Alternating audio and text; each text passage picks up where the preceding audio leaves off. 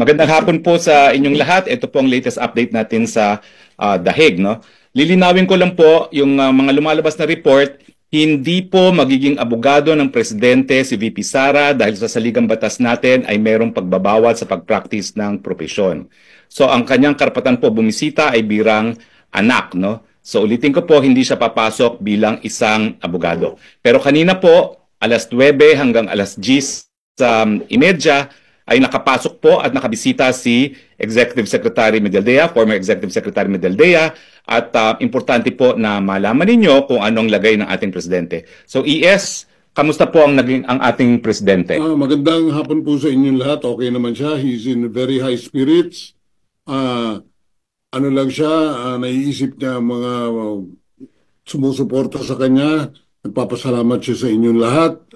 Ituloy niyo lang ang dasal. Isa sa medyo namimiss niya yung kanyang usual na kinakain, yung tuyo, yung munggo, at higit sa lahat, yung piniritong saging. Yun ang nawawala sa kanya. Other than that, he's okay. Pagdasal, keep on praying for him. Maraming salamat po. Gano'ng katagal po yung bisita ninyo? Siguro effectively mga 1 oras lang. Kasi maraming protocol na pagpasok, pero sumusunod tayo sa proseso nila. Ano naman pong itsura ni Presidente Maganda naman ang Duterte? itsura niya. Medyo nakahabol na ng konting tulog. Yun, okay naman.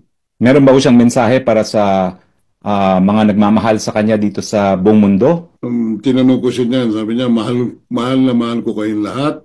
At maraming salamat sa lahat ng suporta na binibigay ninyo sa akin at sa aking pamilya. Okay.